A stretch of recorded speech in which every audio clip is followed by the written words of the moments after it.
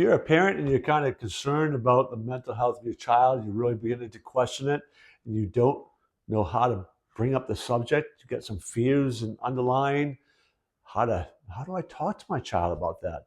Well, that's what this video is going to be all about, how to talk to your teenager about mental health.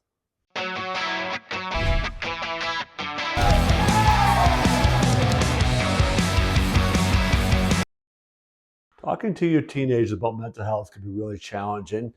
It's important to understand a few things so we can help you get there. One is why they might be having a hard time in the first place. Two, how to make them feel safe and being able to share some difficult thoughts and feelings that they may be having. Three would be what you can say and maybe what you shouldn't say in this conversation. How to get them to place of taking responsibility or ownership of where they're at. And then answer the question, well, what if they won't talk to me? What do I do then? All of those things we'll be addressing in this video. Teenagers, if you think about where they're at, from preteen, early teenagers through high school, is they are moving into the direction of becoming an adult, right? And in their mind, they want that responsibility. They want it, they're going to push you for it. They want more freedom. They want all those things that they perceive as coming with adulthood. So if they are struggling internally with emotions and fears and anxieties and really kind of having a hard time with all of that, the last thing they want to do is admit it, because for them, one, they need to be able to handle it. They think they can handle it. They are going to be adults, so they have all this kind of fear of what other people would think of them and their ability to demonstrate their maturity and growing maturity. And they also have worries about what that might do to their parents and their parents' relationship and their relationship with their parents, and all of these things, all of these fears that teens imagine are going to keep them from opening up.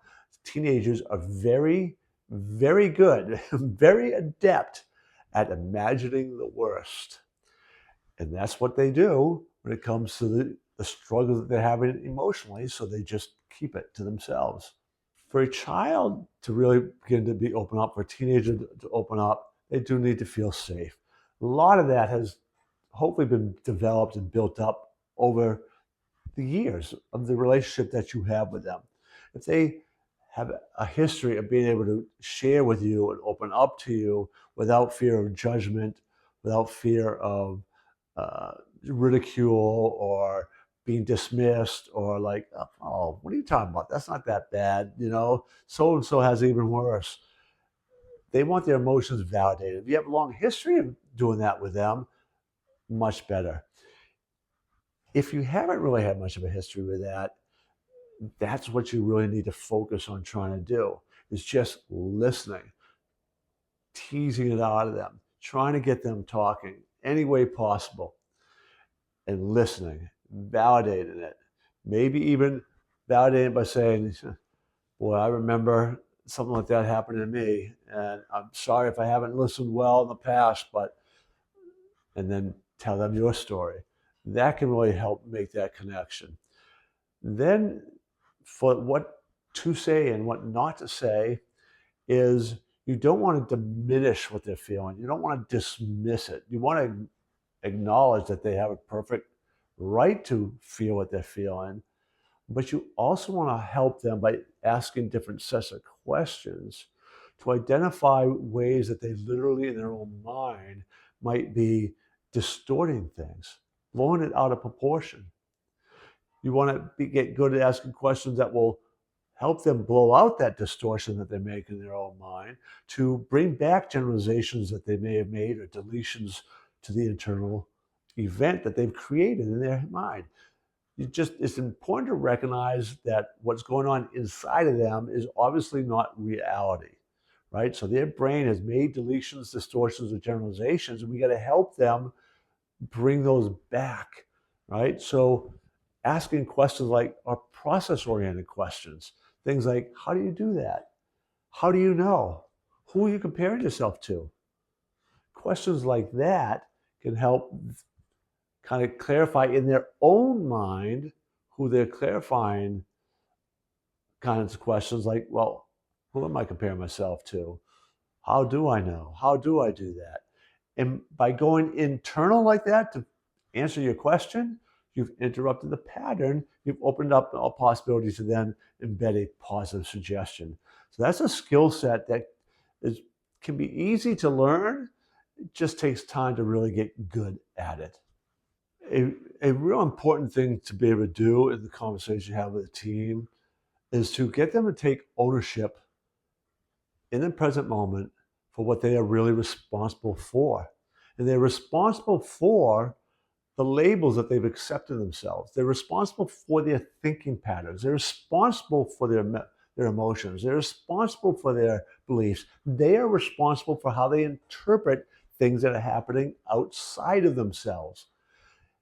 Through conversation, through examples, through the language you use, the questions you ask, you can begin to get your team in that place where they're ready to take responsibility and understand that they really are responsible.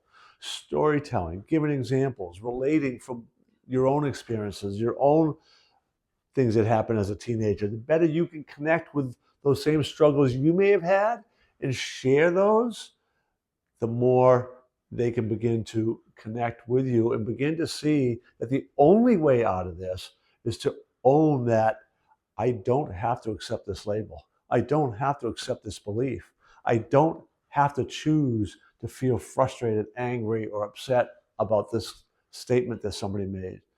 I do have other options.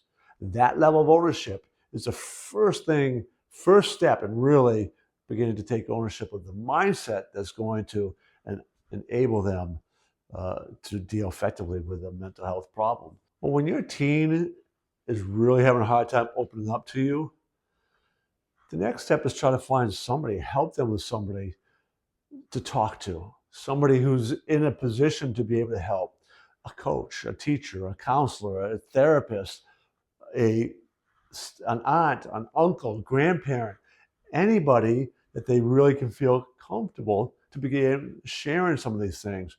And with that open conversation, those open dialogues, we can begin to help them get that help that they need.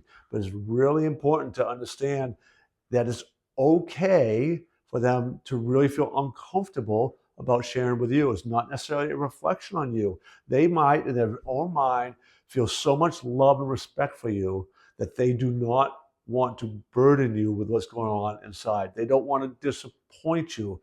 And in their mind, like not being able to live up to how they see you, they putting you on a pedestal, what have you, they may not want to open up because they don't want to hurt you. So that's always a possibility as well.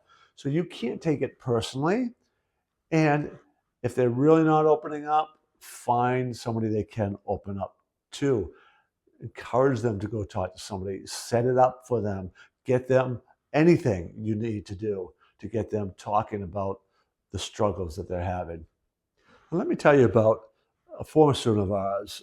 And when I say ours, myself and a teacher I worked with for 14 years, side by side, working with kids who had a whole lot of different challenges associated with being in school and success. It's all mindset related, really. But this student really had a tough family history, long, deep family history. Depression, anxiety, mental health issues were a concern for just about everybody in this family. She struggled to kind of open up sometimes as well, was reactive. But by building these relationships with her, this relationship we actually carried through long after she left the program. Today, she's a young mom. It's been a number of years since we had her in middle school, and we still connect on a regular basis. This ability to build these long-term relationships where she could reach out to us as well helped her get through one of the dark moments of her young adult life when she lost a brother to a drug overdose and her grandmother who had raised her in a 2-week window just before Christmas time. But because we had had that relationship and we had been able to get her to talk and to open up, we were able to help her through that dark period of time as well. And it wasn't just us. She got other help. We helped her make other connections, and all those things are how it could play out in the real world. Well, we come to another end of another video. We've been doing a number of them on mental health issues, particularly with teenagers. I encourage you to subscribe to our channel. You might particularly want to check out another video on how to help teenagers with mental health challenges. So check that video out today, and I'll see you in the next one.